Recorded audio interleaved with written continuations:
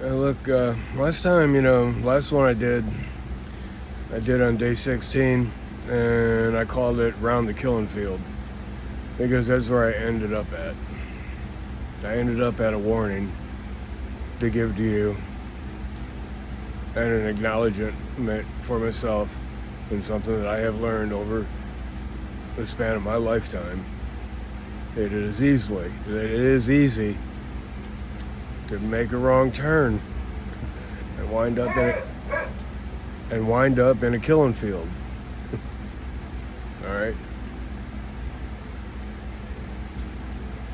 Look, the story of the Bible and of the Christian tradition and of the Jewish tradition, which is also similar to other traditions, okay, is it only takes one mistake to go from paradise to hell. One mistake. Look, that's what the Garden of Eden teaches, and that's what the book of Genesis says. One mistake.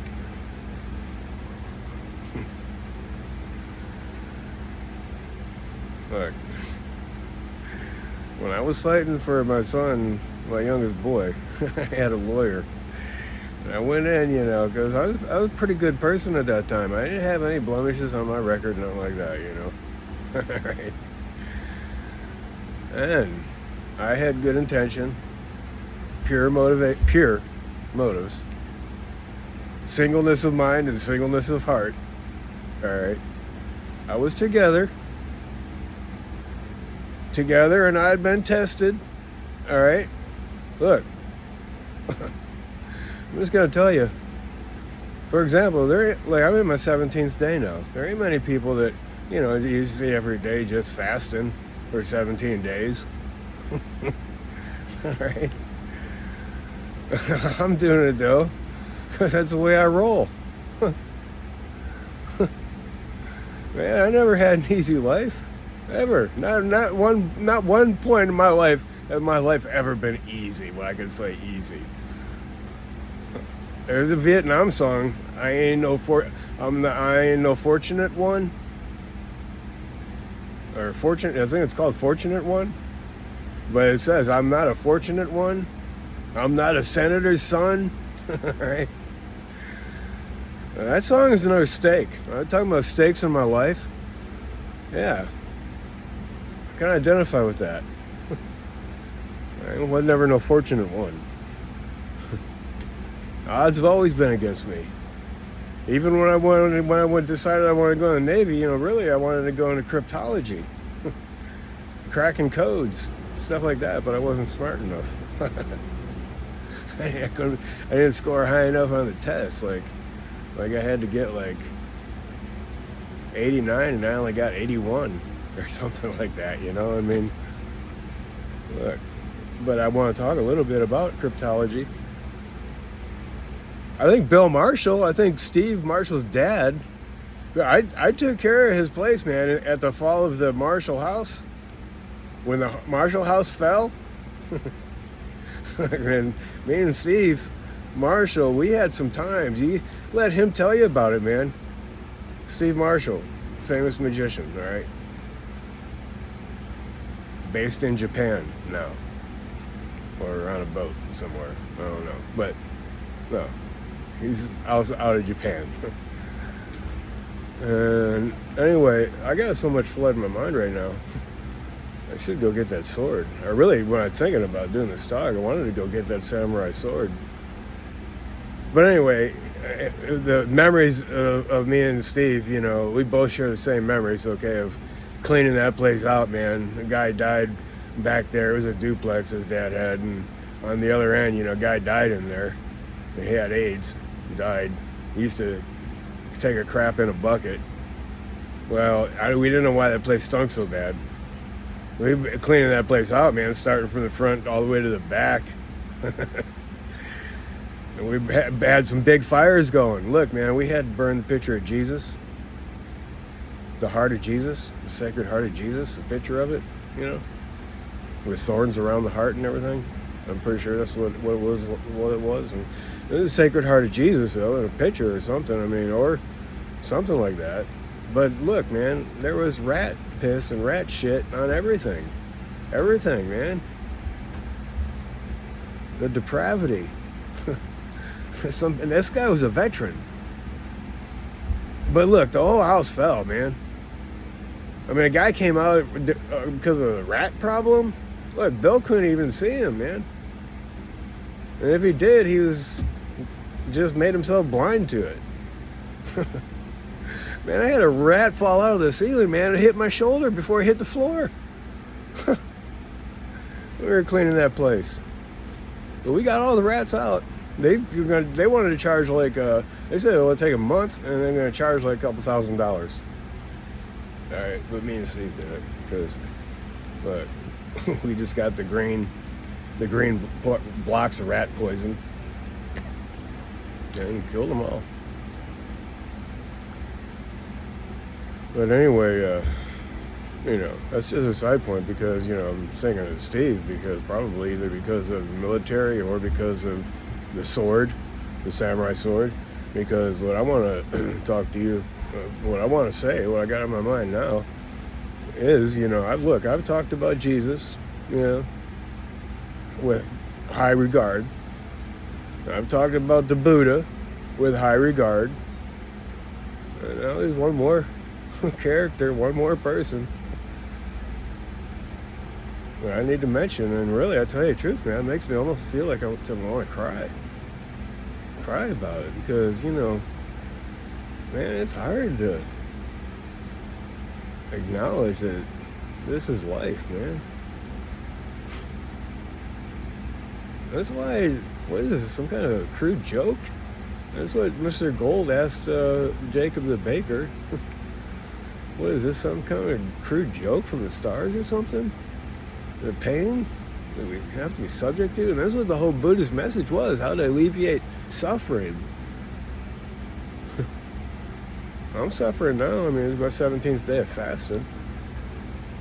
Except right now I'm going to drink a beer.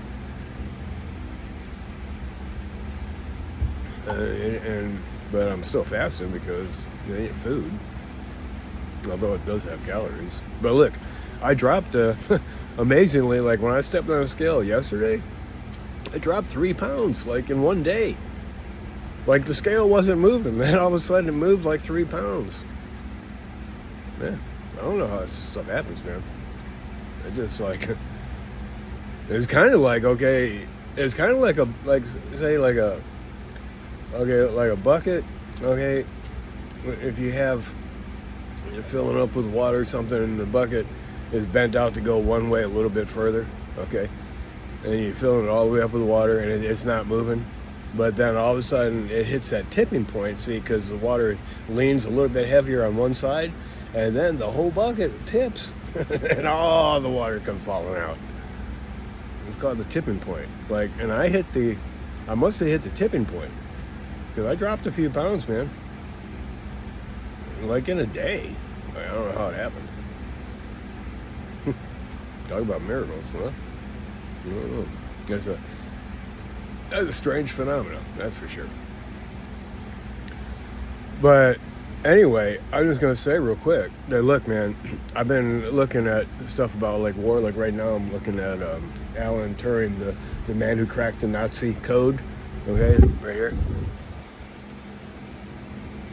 Okay. That's the machine. The man who cracked the Nazi code. His name was Alan Turing.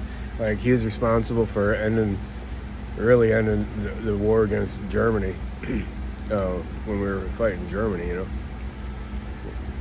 know. We had a lot of, look, man, look, the world has been at war all over the place, all right? Like, you know, I don't even know everything. Like, I did, when I was in school, okay, I was more preoccupied with my own business, not history. But I still watched the movies. We watched movies and everything when I was in school. Like, we learned about, you know, D-Day, Pearl Harbor, First and Second World War. avoiding the Third World War, the Cold War, nuclear holocaust, the Jewish Holocaust, Hitler, the Nazi. Okay, well, this here about Alan Turing. Okay, the Nazis were from Germany, and Germany had Hitler, and Hitler changed Germany into a monster for a while. Okay, my dad worked with a lot of Germans at the Ford plant. Look, Germans are always good engineers, and like if you get something that's German made, even till today, it reflects a standard of engineering and precision that surpasses other areas that ain't so worried about it. People that want to do like cheap stuff, make a bigger profit, and make it cheaper. You got to lower the standards most time if you want to achieve that end. But the Germans have a reputation for being precise. All right, and when my dad had his brain surgery, he asked the doctor what the doctor's tolerance level was, like how close that they can be to the point of where they got to do the incision or make the cut or whatever they got to do. Because my dad was a tool and die maker, or a machinist and a tool and die maker, and he had to do math. And he said that his calculations and measurements had to be to the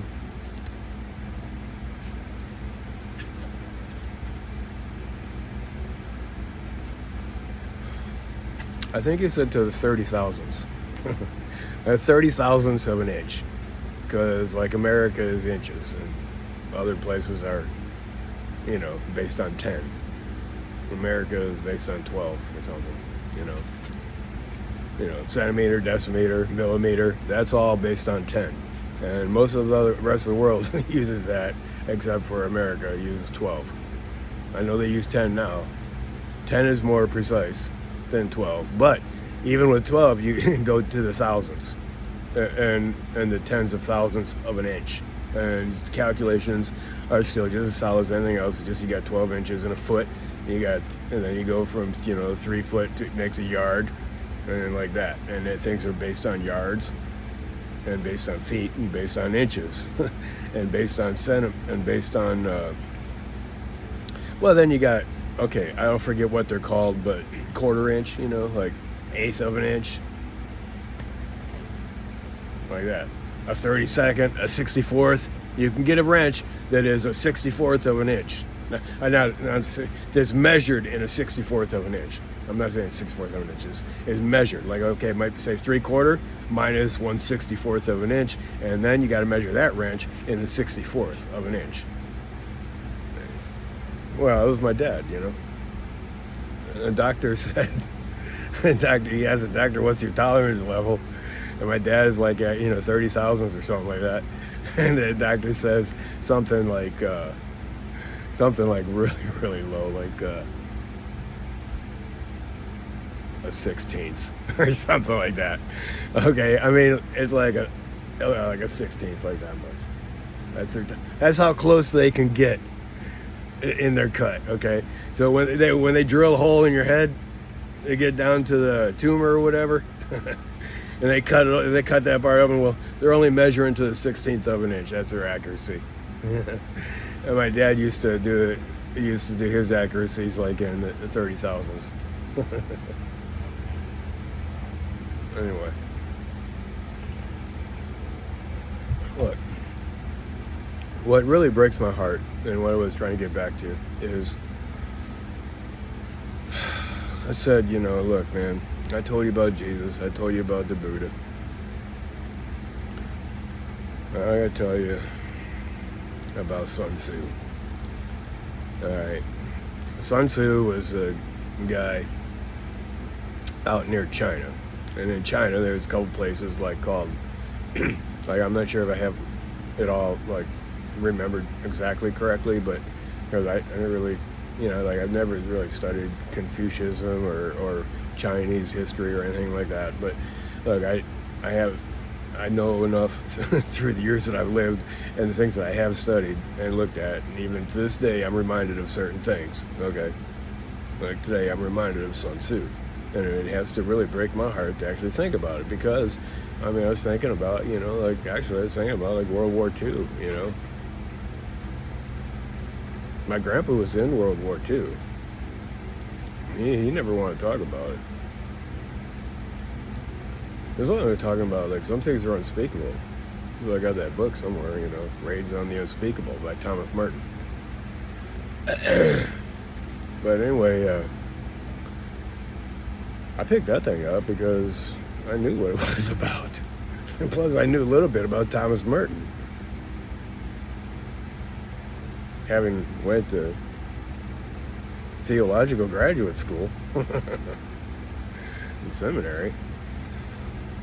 I mean, you know, they go deep there. You get it up to the level where you're going to seminary, and then you're getting into the real stuff, the real kimchi.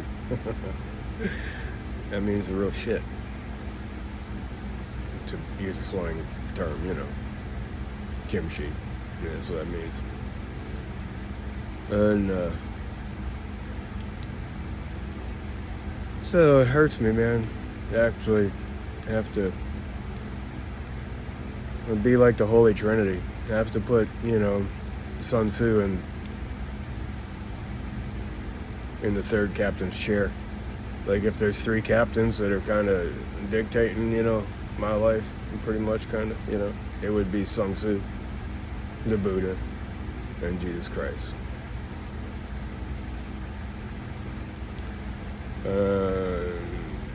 Sun Tzu is not a bad guy, all right? You might consider him like the devil.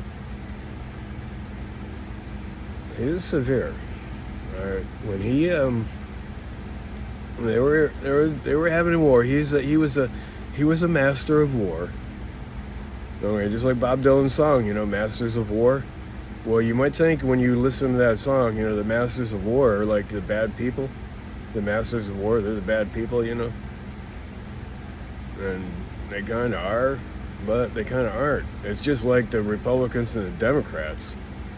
You might, like, I kind of always thought, you know, the Republicans were the bad people in my lifetime because they're for the rich and the Democrats for the poor, and I was poor.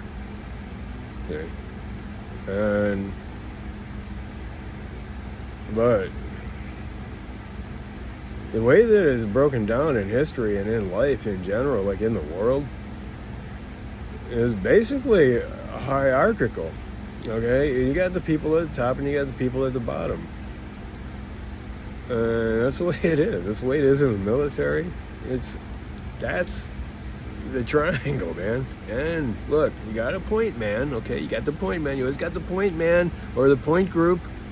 But look, man, it is a triangle of a hierarchy of authority, hierarchical authority, and this is a thing that is real. You can't study history without understanding that, you know, things in life have evolved to various states of hierarchy of authority and power. And if you're a country, you know, you have to have an army to protect yourself. And other countries try to invade other countries. You know, look, whatever the motivation might be, I mean, war happens. And even though, like, you're a good person or something, you got it going on in a righteous manner, and somebody else might come along and try to, like, cut your head off, man, cut your balls off, you know, or stab you in the belly, punch you in the belly, something to dominate you. Stick a broomstick up your vagina until you surrender, after they've already destroyed all your female organs. And so you'll never have a baby. Yeah, they took that away from you in about 3 minutes. Well, it took them a minute to get you tied down. It didn't take them long.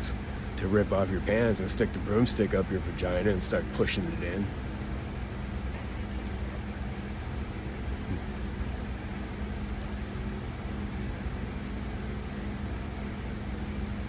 Look, man, shit happens. This is in war. It happens in little places and it happens in big places. It happens at little levels. Look, the war during the Second World War, I'm not sure if the terms are synonymous. It's called the Atlantic War. The war in the Atlantic Ocean. I was on the Atlantic Ocean. The Pacific Ocean is like over near China and stuff. But Sun Tzu has 21 principles, and it hurts me to have to go over them. But look, I got me and dog, and the comfort that I have in life is my dogs. And they're more comfort to me than I could possibly say or document right here. They mean more to me than life itself, because I've been given my dogs. See, now, my grandchildren are taken away from me, like even literally, like Bryson. Yeah, one time cops took him away from me. Look, my dreams have been devastated. All right, I got a treehouse out there I wanted my grandchildren to occupy. I have fun with them, and because I knew what was cool when I was a kid, and I'm kind of like wanted to relive it, because I know what's cool. I know how to make a fort and everything. That has been my practice of study since I was a little kid. But I got my dogs, and I learned what it means to be dispensable. Dispensable, like something you throw away. Because you just use it for a certain time, and then you're done with it. You have to throw it away because it's used up. Well, we get used up. Our lives get used up, and then we're thrown away. We are dispensable. I just happen to be given that lesson a little bit early on of how dispensable I actually am. Well, look, me and dog, that's why my dogs taught me. I mean, my dogs are loving. Like Bonnie, I felt like for a while, I don't know, less than a year ago, that I felt like she was a little bit feeling like an outcast or something. And Bonnie has got a long history of being a valiant dog. All right. People have commented on her valor. But for some reason, I could sense in my spirit that she was like walking away from the camp, like, being a loner kind of. Well, I gave her a little bit more love and she responded to me. Now, she gets up on the bed, she'll be sitting up, straight up, I'll be laying down, what she'll do, she'll flop her whole body right over my whole chest. Just flop her whole body right on top of me. And just lay there. We just lay chest to chest. She lay right on top of me. And then she'd tip her head over like that, and look up at my head like she's talking to me, She does that every day. Every day now, she does that. She knows she can get a certain spot, and she don't take up much room. Okay, she knows she can hop up there. Some of my other dogs, they can't even, like Sally, she has a hard time even getting up on the bed because she's so big, And Boomer, he used to get up there. He don't even try anymore. He lowered the standards, And plus, he's a big dog, man. Look, so, I'm just saying, it hurts me to talk about Sun Tzu and the Art of War, because I don't know if I said it, But that's what he wrote, you know. I was thinking about like Steve Marshall's sword that he gave me because, I mean, Sun Tzu, when he was asked by, I don't know if it was Emperor in Wu or the Emperor in Chu. I think that's what the names of the places were, Wu and Chu. I don't know. Somewhere over there in China area, Asia, whatever. But, you know, they're going to war, and he enlisted Sun Tzu because Sun Tzu was a master of war. And he said, can you teach my people to protect themselves, to fight, and to protect our, you know, our land, our territory, our dwelling? I mean, you know, protect us. The people, all the people have to fight. It's not just you have an army, you send the army. No, the whole people, every person had to be taught how to fight. And so he, but there was some people, some girls that, I don't know, their life was always easy and stuff like that, and they never really realized that life could be hard, and they were just like laughing at the training. And Sun Tzu, through the process of a general, of a teacher, of a disciplinarian, like, I'm not sure exactly how it all went down and everything, but I know that this is a story, okay? You know, he already had his 21 principles, you know, down pat. And one of them is it's either the general's fault if something don't work out right. It's either the general's fault or it's the person who's being taught, the warrior's fault, all right? And a person who's careless, which comes out a lot. They used to do a lot of when the propaganda, you know, stuff came out. They trying to tell people in like World War II, like at least on the American side, you know, they used to play like movies about. Well, like when I was on the ship, we had a sign on our office, you know, said "Loose lips sink ships." Okay, loose lips sink ships. Okay, so you couldn't talk. You didn't talk about nothing. You didn't talk about your work. You didn't talk about your military work. You didn't talk about what you did. You know, you keep everything under hat, and you don't talk about anything because there's such thing as spies, and there's such thing as tattletales.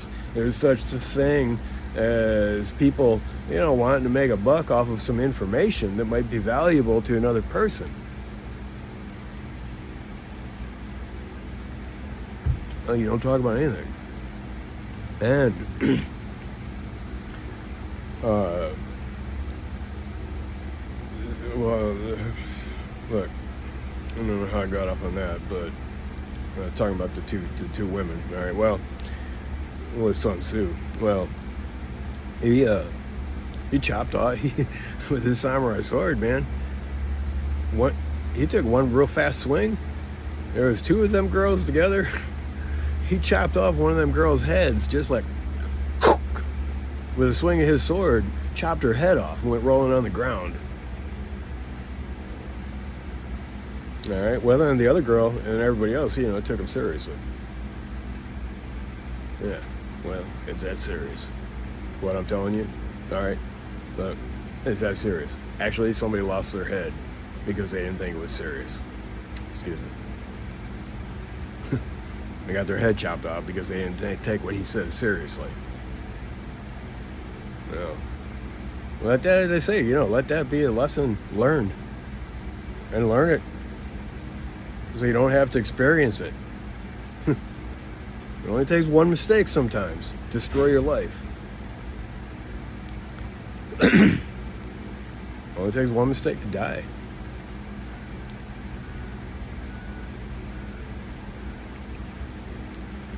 I just actually had a thought about how I avoided a mistake that could have killed me. Alright. I don't really even want to talk about it.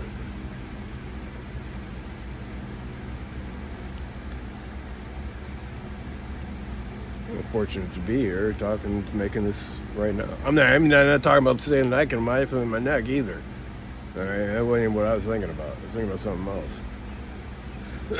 But the thing is, look, Sun Tzu is every bit as important to pay attention to as the Buddha and even as Jesus Christ. All right. This guy here, Alan Turing, I might as well just tell you about him, all right? The thing went down. I might as well just tell you about him because, see, he was a gay guy, you know, and but he's the one who he's the one, you know. I was talking about, like, I wish I could have went into cryptology, but I wasn't smart enough. Well, this guy was smart, man. He in mathematics, you know, there's also what you call like logic, and, like, you know, one of the things that he was studying was how you can do a mathematical equation to tell you if you have two propositions and one proposition is true and the other proposition is false. Through mathematics, can you tell the difference? Okay. Now look, and there's logic is like a mathematic, all right, and scientists, that's what they study, like logic and mathematics and stuff like that is real, all right, and it don't have much to do with things that you really can't see or compute. And this guy here,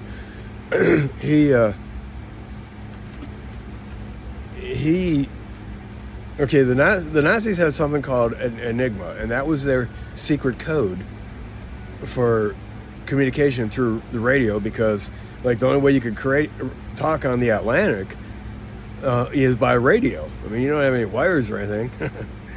You talk by radio, and radio transmissions can be intercepted. Okay, so they had to put the radio transmissions in a code, and, like, you might learn early on, because, like, one of the things they teach you, like, is the Morse code. Okay, the Morse code. So, you know, beep beep beep, that means one letter. Beep beep beep beep, that means another letter, like that. Okay, different beeps. Like when I got my letter that Adam, my son, was abducted one time when I was in the military out at sea. Secret transmission came in through the radio. All right, through the radio. It was like, I don't know what they call it, not an SOS, but maybe they did call it SOS. I'm not sure. But it came in as radio transmission, and then there's a machine, and it says out what that transmission through the radio waves is saying. Okay, it's called a telegraph. And that's where it came in. It was a big deal, man. It came right down from the captain's office, because that's where the machine was, telling me that my son had been abducted. I'm telling you, man. That's all I said. You know, talk about leaving a person hanging.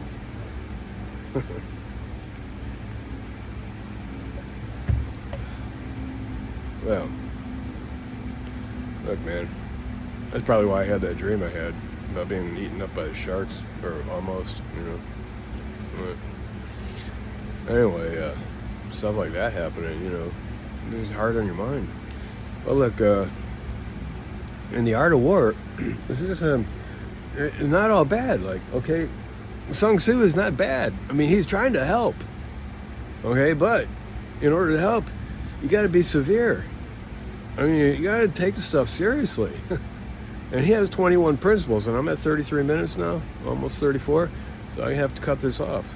But look, you know, I'm talking about me and dog. That's because dogs are both loyal and they will fight. Okay? They will fight to the death. Sometimes, like with Commander Worf and Mickey and Nicky, you know, they went after the train. Train really wasn't the enemy, but they died for a cause. Wrong cause. And it's sad. Just like in Vietnam, you know.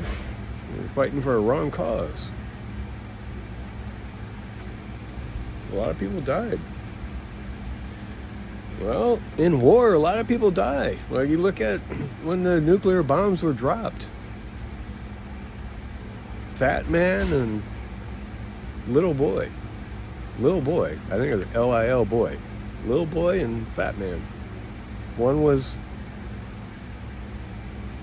they're two different kinds. Like one was, I don't think either one of them were hydrogen bombs. Hydrogen bomb is the worst. One was like an atomic bomb and made out of plutonium, and one was another bomb that was a different kind of construction, made out of another chemical, uranium or something like that.